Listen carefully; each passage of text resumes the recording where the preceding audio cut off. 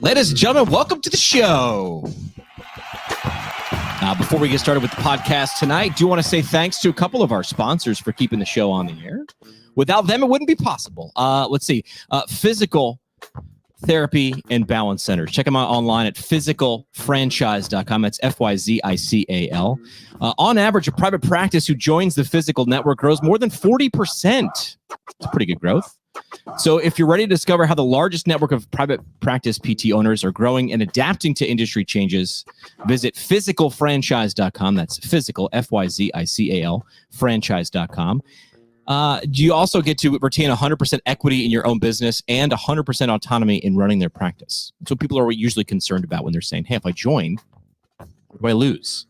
But check them out online, physicalfranchise.com. Also want to thank our friends from CBD RX for You, your CBD store. Get the ABCs of CBD. We've done some CBD-related content in the last couple of weeks. A lot of interest in this. The website is cbdrxforyou.com. It's run by a physician, biochemist.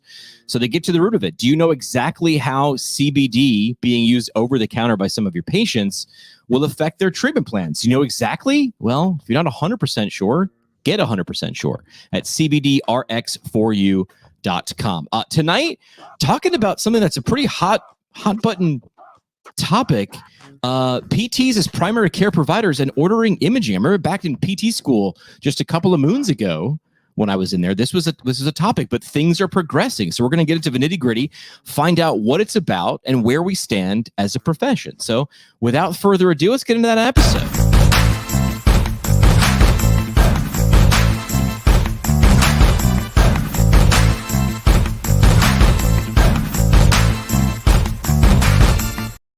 All right, ladies and gentlemen, welcome to PT Pintcast. We say great physical therapy conversations on tap. Follow us on the socials at PT Pintcast Twitter, which right now is a dumpster fire. I don't know if have you been there lately? Tread lightly, my friends. But, there's some good stuff in there, too. Twitter, Instagram, and Facebook at PT Pintcast is where you can find us. Subscribe to the show. And we say subscribe, just keep in mind there's no fee or anything like that. Wherever podcasts can be heard, a lot of people jumping on Spotify now that we can be found on Spotify. Did you know that? We're on Spotify. I don't want to brag or anything, but we're there. Also, Google Podcasts or wherever the pod app you happen to be using, and the website at ptpintcast.com. Our panel tonight, all physical therapists, but more importantly, progressors of our profession. Your profession, my profession, their profession. They truly believe that physical therapists need to lead the way and be the primary care providers of musculoskeletal care. And with that responsibility comes ordering imaging. That's what they think. So let's bring them in here. Michelle Collie, president of APTA Rhode Island and CEO of Performance Physical Therapy, no stranger to the show. Brendan Boyle, a physical therapist and faculty at Performance Physical Therapy Residency, who also developed their imaging curriculum. And Rob Worth, the past president of the state of Wisconsin, APTA, where imaging was passed first with a little bit of a hiccup. We're going to get into that. President and CEO, Advanced PT and Sports Med. Let's bring our guests in here tonight. Lady and gentlemen, welcome to the show. Thanks for taking some time out to come and talk with us about an important topic and one important to you guys. Thank you so much for having us, Jimmy. All right, Michelle, you've been here before. Brendan, Rob, newcomers, but Michelle knows what comes first. First questions are always the hardest. What are we drinking tonight? Well, because I'm the lady, I'll go first. And because I want to be a little bit disruptive, I'm not drinking beer. I'm drinking a nice Pinot. I like and if my teeth turn red during the evening, I'll be drinking. I've been drinking enough. All right, well done. Brendan, what are you drinking this evening? What's on tap? Well, I'm a rule follower, so I brought some beer. Got the Moat Czech Pilsner. Cheers. One of the classics.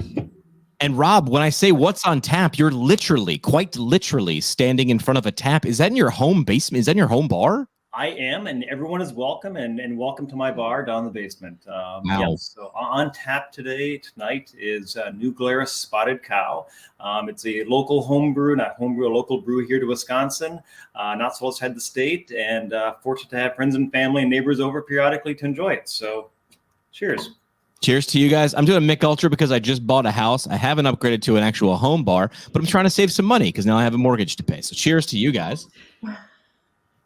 Thanks to our friends from Owens Recovery Science, bringing you the first round. Johnny Owens and his team if you're looking to add certification for personalized blood flow restriction rehabilitation training into your clinical toolbox, as they say, and the equipment you need to provide that safely and properly in clinical practice, find them online at owensrecoveryscience.com. Michelle, we'll start with you. The topic tonight, imaging. So we'll just throw this out. Why is it important for PTs to be able to order imaging? This is relatively new, and we'll talk about the landscape of where it's available. But why is it even important? Let's start there. It's a great point. It is relatively new, and there's many people that ask why. Why is it important? And my message is, we've got an evolving and changing healthcare system. We've got an ongoing decrease in the number of primary care docs out there, escalating costs when it comes to MSK care, and also the downstream costs to do with other chronic disease. So physical therapists are really primed to be these primary care providers, especially when it comes to MSK care. And to be primary care providers, you really need that toolbox. You mentioned blood flow restrictive therapy. We look at all of the tools we have.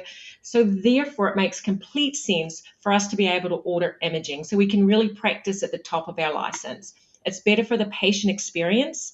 It decreases the expenses and allows us to provide better care. So really, it ultimately provides a more efficient and effective ways for us to deliver care for the people in their community. So when you talk about reducing costs, are you talking about, hey, like there's one less visit? If you see your physical therapist somewhere along the line in that spectrum of care, if you would have think they would need imaging, they would then, in some locations right now, in some states, they would have to be referred somewhere for that imaging. It seems like it's removing a step, because if the therapist is trained, if it's in their scope of practice, that's a step which might seem small, but that's lots and lots of steps.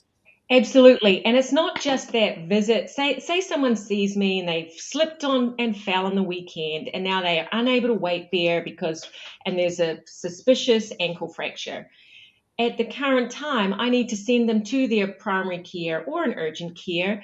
The patient often has to wait. And now not only the patient has to wait and other comorbidities can start to occur, but then you've obviously got the added expenses. And the patient not only has to go to that primary care or ortho or urgent care, they often have to go back for a follow-up visit. So it isn't just as simple as this one visit. There's other unintended consequences of these waits as well. So those that. So you're highlighting how it's going to save time, which and this a step, which means money for the system. We'll just call the system everywhere, as well as for the patient and the rest of us. But I feel like this is a step forward for PTs being looked at, and this is like something you and I can talk about, because we're sort of partial to like marketing and branding and image and communicating. This feels like a step forward for being able to show and not just tell the PT's value in becoming primary care providers. It feels like when people start to see PTs being able to do that, it's more of a show. It's showing that value. It's showing that value and that expertise, because unfortunately, when you look around the communities, people still think that we are a referral base, like you have to get referred for PT. No matter how much we talk about direct access, which I despise that term, because no one in the public actually knows what direct access actually is, so we should just eliminate it from our terminology. But there's still this general consensus, you have to get referred to PT. So we need to remove that. You don't need to be referred for physical therapy. You can go straight to a provider. And if we have the tools available, because we certainly have the education for it, then why not allow us to practice at the top of our license? I know there's many providers out there that go, oh no, this is going to relate to overutilization. But if you look at the research that's been used in the armed services, it actually shows that physical therapists are much less likely to order imaging. So again, you're looking at decrease in cost savings, because yes, we'll order it when it's necessary, but the studies so far have showed that we actually utilize it far less than what many of our other healthcare providers out there. Yeah, and you mentioned sort of the different tools, and we talked about Johnny Owens and blood flow restriction.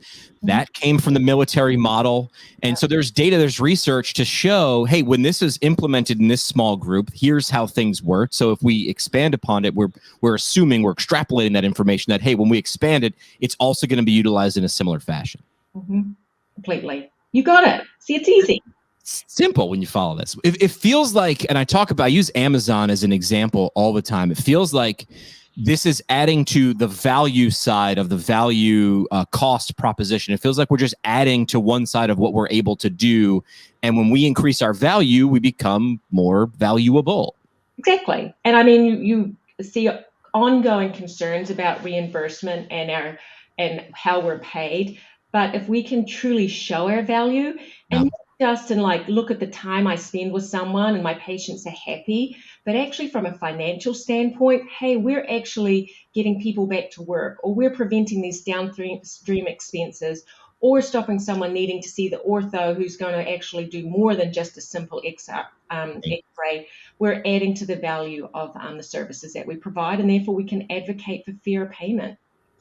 Yeah, you use that word, which is showing that value, not just telling, not just being clear and communicating, but showing that value. When people can see it, they start to believe in it. Exactly. All right, let's bring Brendan and that as we kick off November, that mustache into the equation right here. First of all, thank you for doing that. I've always wanted to get myself a mo like that, but I feel like if I didn't shave 6 months, 8 months, 12 months, I still wouldn't get anything that quality. Does the mo have a name? I haven't thought of one yet. Usually it doesn't stick around long enough for a name. Usually it's a Movember only type thing. All right, Brendan. So besides the mustache, you also you work a little bit in education in terms of creating content for performance PT and imaging. Talk about that just a little bit.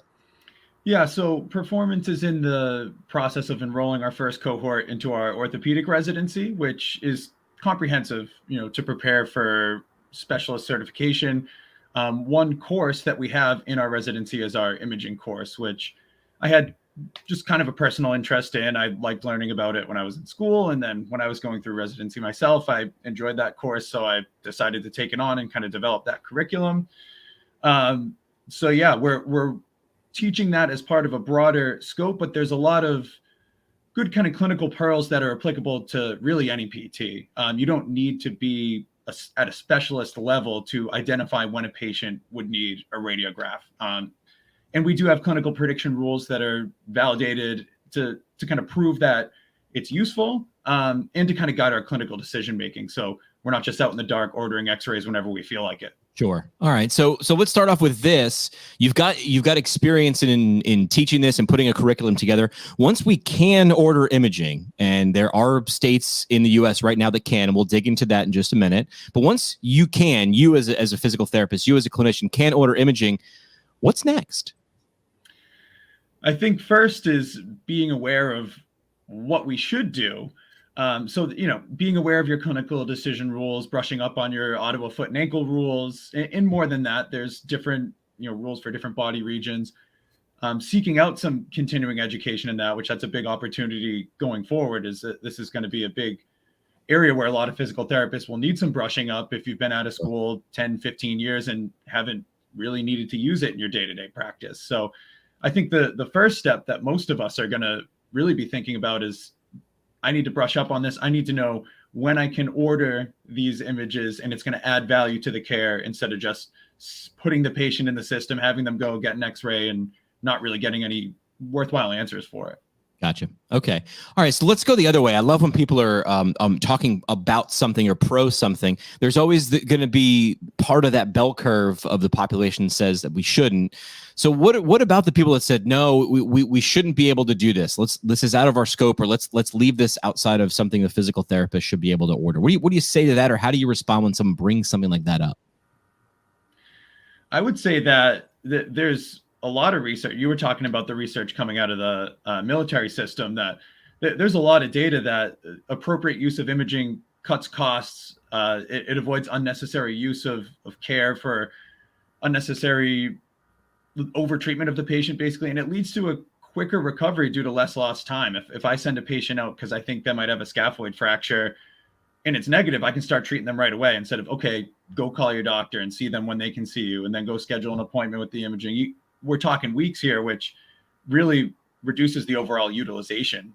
So I would say that there's data. We've proved that it already works in a smaller model, and we can definitely expand that.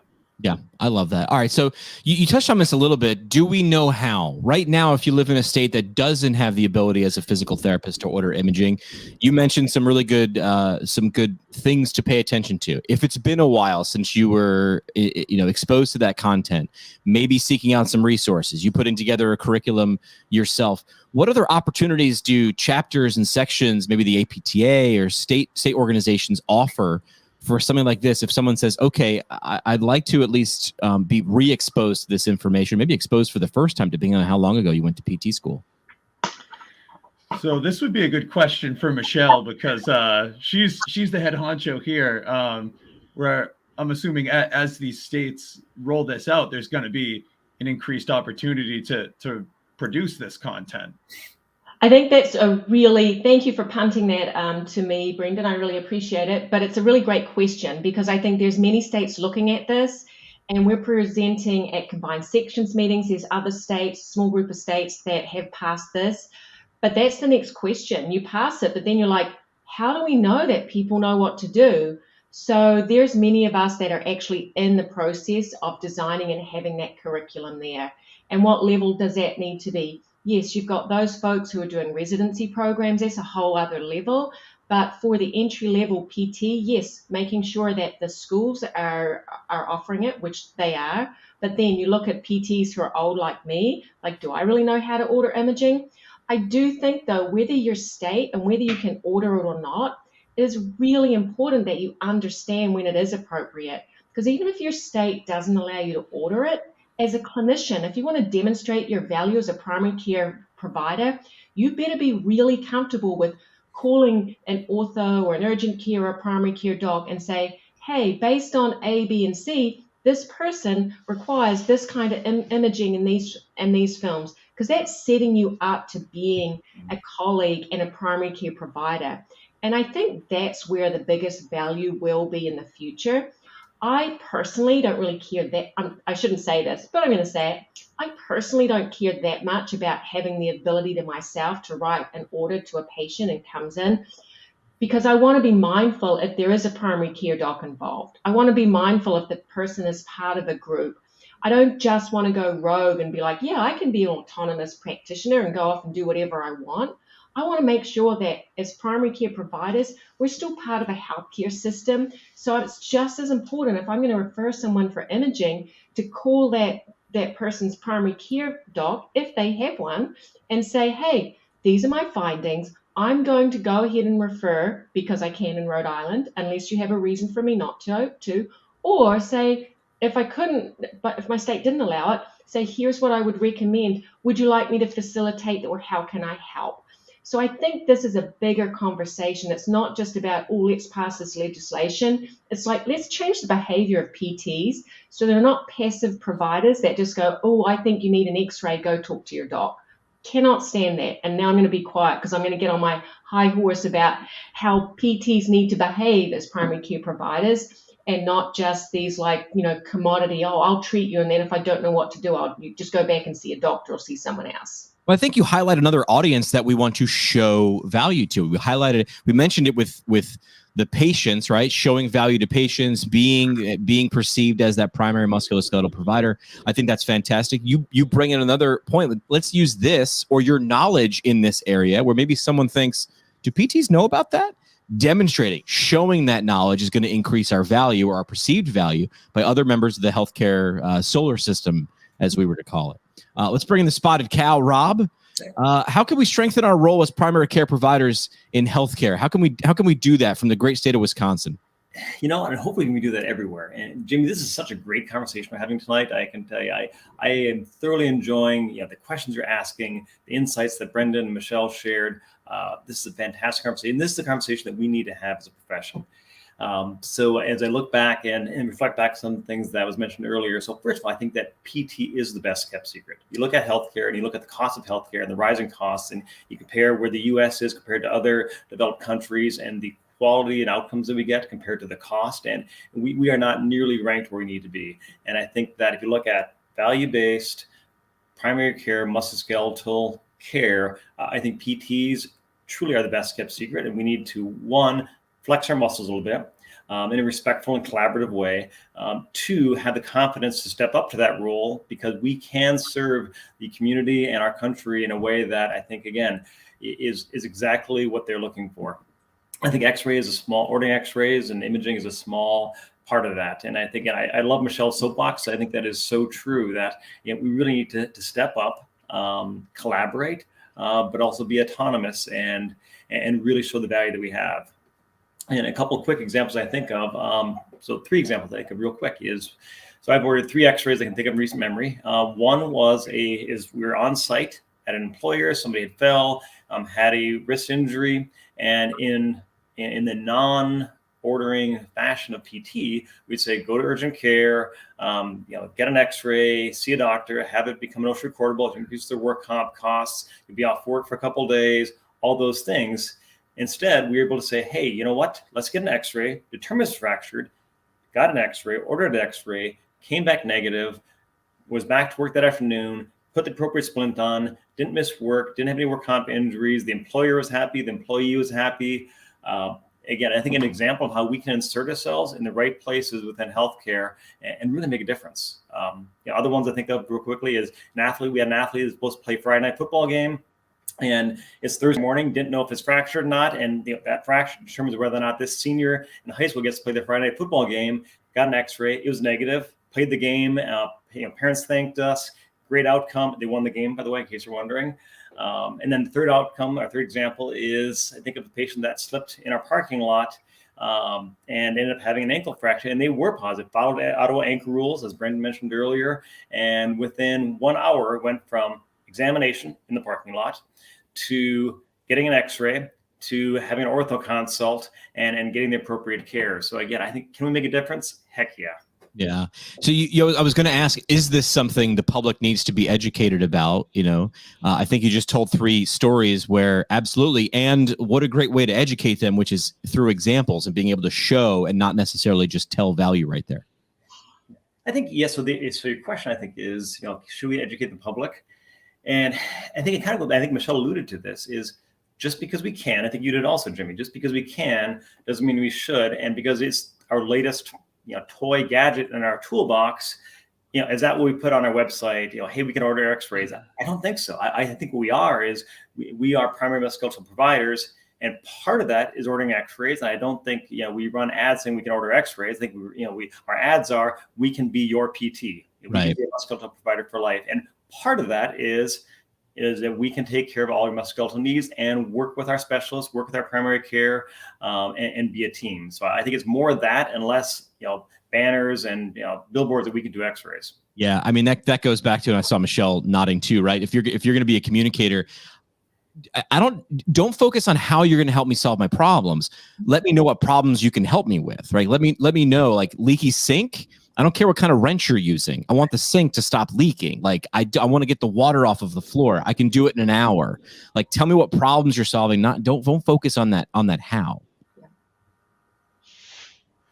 All right, so let's talk about this. What's holding us back, Rob? You had an interesting situation in Wisconsin. You said you had a hiccup. Wisconsin being the first state that had the ability to order imaging, but then it didn't. What happened there? Good. And great question, Jimmy. So, and then that leads into the, can we and should we, and why? What are the barriers? So way back in 2005, we looked at the possibility of PTs ordering X-rays, and I think, like many things legislatively, whether it be direct access, whether it be X-ray, whether it be whatever that next step is for our profession. Either from a legislative tactic standpoint, either you do it really early before people are watching closely, and from a legislative standpoint, and from any groups that might be in opposition, or you do it really late after it's so obvious that why wouldn't you? And we chose the former, and we said, it's 2005. PTs ordering X-rays and imaging is part of our curriculum. Why are we not looking at doing it in practice? We're learning about it. We know it. Why should we not do it in practice? So we said, let's be very proactive, and let's do it back in 2005. We had it passed through the rules and regulation process. So it's a little bit less high profile. So went to our PT examining board, went to the Attorney General, got a legislative or these rules and regulation approval, and got a letter that said, you know what, great, we can do X-rays. That's 2005. Most of us, myself included, really didn't have a comfort level at that point, at least across the practice, most PTs, to be able to do this. We said, let's take this, we passed it, let's put it in a drawer, and let's get trained up. Let's spend the next 5 years, 10 years getting trained up. And when the time is right, that as a profession, that the mass majority has the knowledge, has the ability to order X-rays, let's bring it out and say, you know what, we've trained for this, we're ready, and legislatively, it's here in our Practice Act. So that was our plan. It was a great plan. And starting in 2005 and a few years later, between that time, we got trained up. One of the major hospital systems, UW Health, led by Kip Schick and Bill Boyle, some great people in our profession, helped put that into practice. So for probably 3 or 4 years, one major hospital system and a couple other smaller hospital systems were having PTs being able to order X-rays. And then Kip Schick and I are out for a run. We're at an APTA meeting in Washington, D.C., and Kip's like, yeah, we just, and at this point, I think Kip was just coming into his presidency for WPTA, Wisconsin PT Association. And he said, yeah, there's apparently a rule and regulation that just came out that radiologist techs cannot accept orders from PTs. So what that created is we had 2 rules and regulations in our state practice, and they opposed each other. Right. And this has, as far as ranking, kind of like if you're playing cards, one was a king, one was a queen, and the king outranked the queen as far as kind of where it fell in the rules and regulations process. So lo and behold, after several years of being able to order X-rays, it was yanked from us. And it hadn't become real common yet, but we were on that clear path. Sure. So 2016, and thanks to the leadership within the Wisconsin PT Association, again, Kip Schick, Connie Kittleson continuing on as president, Brett Roberts, the legislative chair, and many other people coming together got it passed legislatively. So now at this point, we went from the kind of quiet rules and regs in a drawer to everybody's looking at, the Chiropractic Association, Medical Association, and everybody's, lobbying their things across the fence at our, we had to open up a Practice Act. So then it's a much bigger deal. And fortunately, at that point, we had the history on our side. We had great outcomes on our side, as Michelle and Brendan both mentioned. At that point, it demonstrated clear value, not overutilization, better patient outcomes, and we were able to get it passed legislatively in full fashion in 2016. So now, what are the barriers? Which I think was your question, is we haven't passed legislatively. How do we put it into practice? And I think one is just average PT comfort level. 2 is being able to do it judiciously and not just using it because we can or doing it because we can, but saying, you know what, based on my examination, I think in this case, an X-ray would be helpful, and not just ordering an X-ray automatically, and getting people comfortable with how to use it in their practice. And then, kind of finally, depending upon where your practice setting is at, whether it be a hospital, private practice, how do you logistically put that into place? And I can tell you the difference between a hospital and private practice is very different. We did a research paper that's being submitted for publication looking at the barriers of private practice and how do you overcome those barriers. And I can tell you we had different barriers what the hospitals had. So it's been fun to work through those barriers, and hopefully we're clearing a path for others to be able to follow. Well, kudos for Wisconsin, being first. Someone's got to do it, and I think just from you explaining that story and how you guys approached it, it feels like you did it the right way. And then, as you mentioned, in how some rules and regulations work in government, your queen got trumped by a king, but you stuck with it.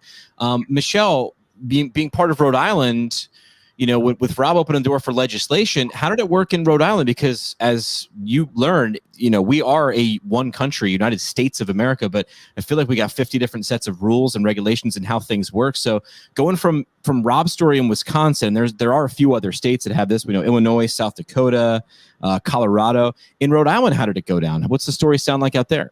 Well, I like to think of our little but mighty state, as you know, and there is something called a competition that I like. And I was actually with Rob, and I remember him celebrating that Wisconsin was able to order imaging. Now, I'm not going to give Rob the joy of put a little fire under my backside and was like, whoa, with Wisconsin, I don't even know where that is. If they can do it, then so can we. Now, seriously, I was not the one who actually started this movement in Rhode Island. I was not in my role at that stage, but it was started here by our previous president, Jason Harvey, and the legislative chair, Melissa Nassani. They started working with our lobbyists on this, and then it took about 3 years before we passed it this year. We worked with our current lobbyists as well as our legislative chair, Greg Duchette, who's done an amazing job. But what we really did is we spent a lot of time working with people that we thought of may be opposed to this, to make sure that by the time we were introducing it to the House and Senate, we knew we weren't going to have opposition. Right. And that meant that we had to make some changes so that it wasn't all imaging. We changed it to be just X-ray. And we've also got a sunset period in there, which means we really have to make an effort to collect research and information to show that this is actually not being overutilized, and really to show that we're collaborative providers. So we worked closely with our insurance companies to help them understand why not to oppose it and why this could actually be beneficial. Because I was always concerned that, yeah, you pass it and PTs can order it, but it's not much use to the patient if they go and the insurance company says, oh, we're not going to pay for it if a PT ordered it. Right. So we addressed that early on so that to make sure the payers actually were comfortable with this. Also worked closely with the orthopedic surgeons, and we actually had the primary care docs as advocates, because they were also frustrated with the fact that, yeah, this had an impact on patient care. So our journey probably was a little different, but it was a combination of really looking at, hey, this is something we're educated in, and so why isn't it part of our practice act, and why can't we practice at the top of our game, and how do we push that journey forward, but to do it in a way that was very collaborative with the payers and with the other providers. Well, you Abe Lincolned them, right? You made your potential enemies your friends. But how did you do that? I mean, you mentioned payers, you mentioned orthopedic surgeons and primary care docs. Like, were there conversations with their professional organizations, or like, what's the 30,000-foot view when you say you partnered with, you communicated with? Like, how's that happen? How does that conversation actually begin? Well, you remember when I said Rhode Island? I like to say mighty state, but I also say little. And that means I can pick up the phone and have a conversation with most of these people. I've also been around long enough, and so have many of my colleagues. So I can, call Blue Cross and say, let's sit down and have a discussion about imaging and what the value is and why PTs should be able to order it, and just open up those dialogues. I think there's something about us as PTs that we get concerned about, oh, but what if they don't want to talk to me? Or what if they say no? Right. Or what if that, just set up meetings. And does it happen the first time? No. Do you have to work on all different ways to develop relationships? Absolutely. Does it take everything? Time? Yeah, it takes a massive amount of time and a massive amount of people saying no, no, no, no. But, over the years, you develop these relationships, and then you can have higher level conversations with these different, what I would call these partners in healthcare. It's almost as if there's value in being a member of your professional organization or something. Oh my God, what an amazing pitch you just put out there. Oh. And no, you're completely right, Jimmy. And so many people say to me, oh, what's the value of being an APTA or at the chapter level? I'm like, it's relationships and it's connections. And yeah, early on in your career, you may be like, yeah, I just want it for the professional development. I don't understand the bigger picture. But over time, you discover that you make these incredible relationships that are long lasting. And when a pandemic hits, or when you want to pass legislation, or when you've got a complicated patient, then you've got a phone call you can have, and then you can work together with these people. So, for any listeners out there who are like, oh, I don't want to pay my $300, $400, whatever $100 it is, I'd be like, it's like that American Express ad. You can't put a value on it, because the relationships that you develop are priceless. I mean, Rob, I've known for many, many years. We're in very different parts of the country. Yes, we're both in private practice, but if I wasn't involved in the association, I would never have known I wouldn't, first of all, know where Wisconsin was, let alone that they passed imaging. And, and now look where Rhode Island is, having passed it, because we didn't like being this little state on the coast, and this big state in the Midwest or wherever it is able to do this. Well, Michelle mentions, being in a state like that and having the connections through your professional organizations in a state like Wisconsin, you can make those phone calls. Or since Rhode Island is so small, I think Michelle just lifts up her window and you just yell across the state, right? So it's that mightier. Is there anything about this topic that I didn't get a chance to ask? This is for all of you guys. This is sort of like a catch-all, for everybody. Anything that you think. I always tell people, hey, who's our audience? Our audience is PTs who are just interested in PT stuff, right? My mom said famously, like, you feel like you want to be the just Jimmy Fallon of PT. So with that being the audience, it's not just PTs who are in the states that you can or on the way. What do you think those PTs, should know about this if it's coming to their state, or even if it's already there? I mean, I always have plenty to say, so I'll say something and then I'm going to be quiet and give Brendan and Rob a chance. My message to all those people out there listening is say, if you're a physical therapist or an assistant, you have an amazing opportunity to help people in your community. You have an incredible opportunity. Yeah, you can complain about how much you're paid and how much you work and burnout and all those things, and those are very real things.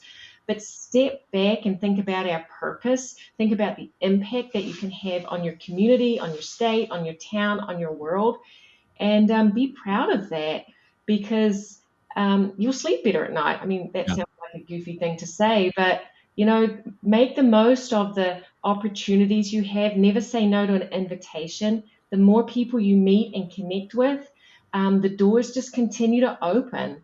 And it might feel a little exhausting, but hey, you only live once, so you may as well make the most of it. YOLO. Michelle, just going YOLO. Brendan, what do you think? What's something that the audience should know about this? Yeah, well, Michelle had a good point about, you have such a great opportunity to take care of your community.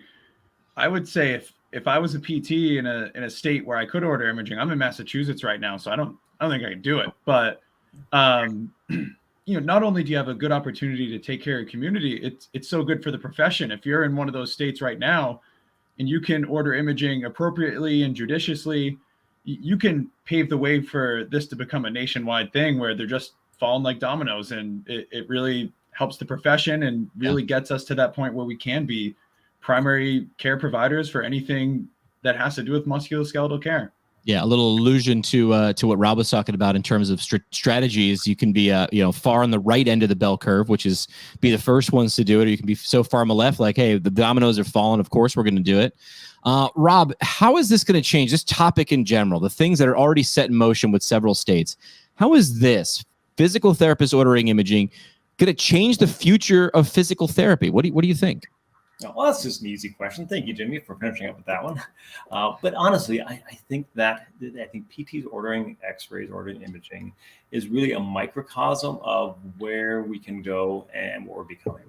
It is a small component of being a manager, a primary care specialist for your patients, so the patients can you're their PT for a lifetime. We have our dentists, we have our primary care physicians. We should have our PT. PTs being ordered X-rays gives us more tools to take care of those patients and have the ability to be as comprehensive as they want us to be. And again, I'll go back to just reinforcing what I mentioned earlier, is that we are the best kept secret. We have an opportunity to step up and serve a need that the entire healthcare community and the entire community really is looking for. And let's do it together. And this is a part of it. And let's take this part and let's do everything else, and let's rise to the occasion. Well said. All right. Want to say thanks to one of our sponsors, MW Therapy. Have your EMR costs grown out of control? Was your current EMR invented in 2007 when smartphones weren't even a thing? Those one-size-fits-all EMRs also suck and waste your time. It's time for something better. It's time for something customizable, and that's MW Therapy. Take a demo now at mwtherapy.com. That's mwtherapy.com. We're actually switching your EMR is, dare we say, easy. Yeah, switching over. If they've got better features, if they're going to help you run a better business, you should do it. So check them out online at mwtherapy.com. All right, guys, time now to do 3 questions.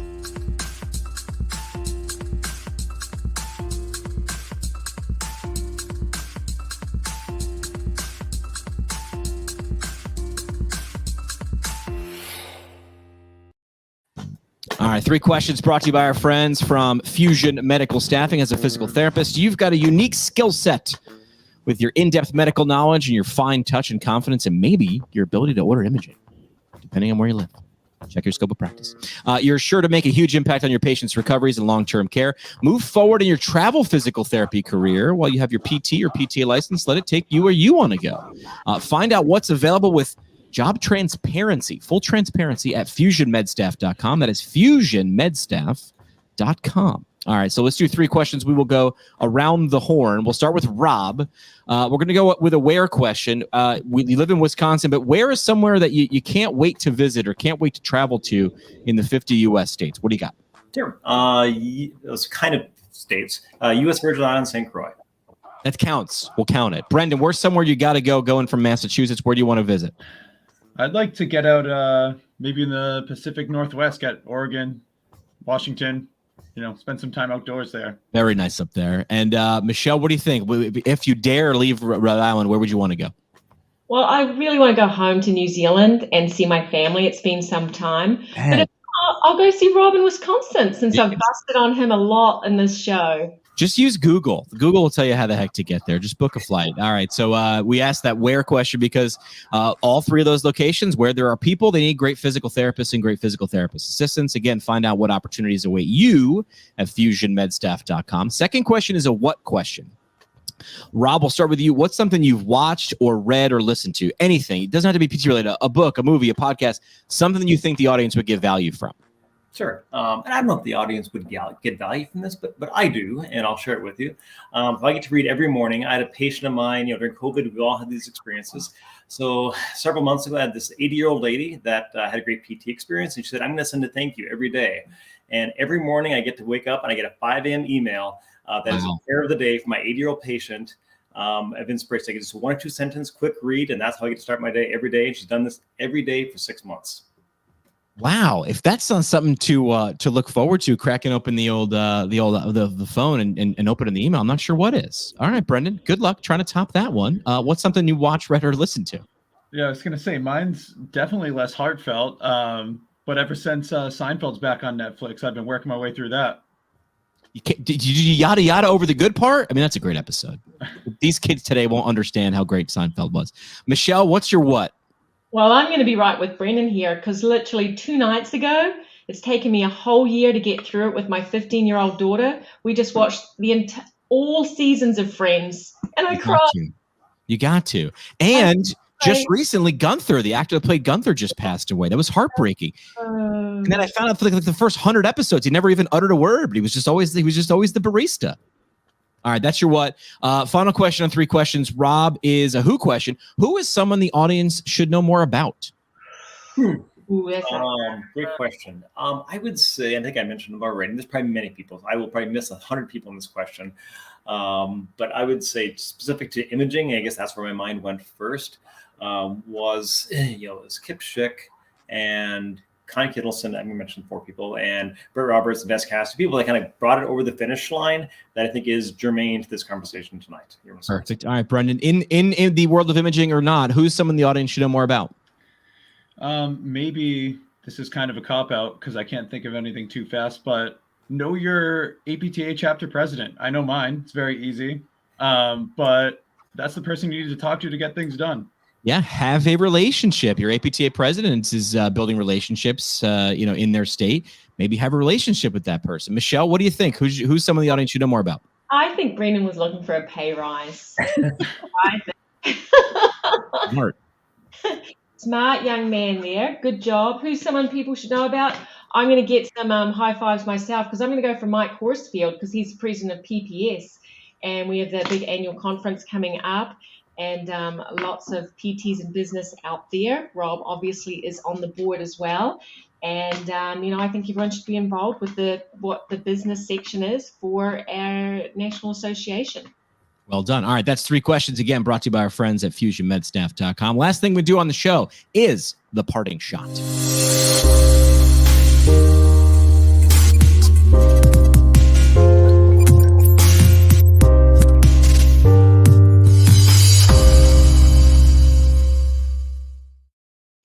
You can't go wrong if it's led by the Academy of Orthopedic Physical Therapy. They bring you the parting shot. Find them online at orthopt.org. Some chatter on Twitter about a new CPG that was just released on there on low back pain. Go check that out. As well as current concepts of orthopedic physical therapy. We say this is the perfect roadmap to take you from wherever you are in your PT career to being a better orthopedic physical therapist. Some even use it for that OCS. All right, check out the reading list alone for current concepts. Now in their 5th edition, just came out. And now you can buy all of Current Concepts, or you can do upper quarter, lower quarter, split it up however you want. They will not let you buy right or left side of the body. They will not divide the body that way. I'm very sorry. So again, orthopt.org. Michelle, since you've done a parting shot before, we'll let you go first. Last chance for a mic drop moment or whatever you want to leave the audience with tonight. It's yours.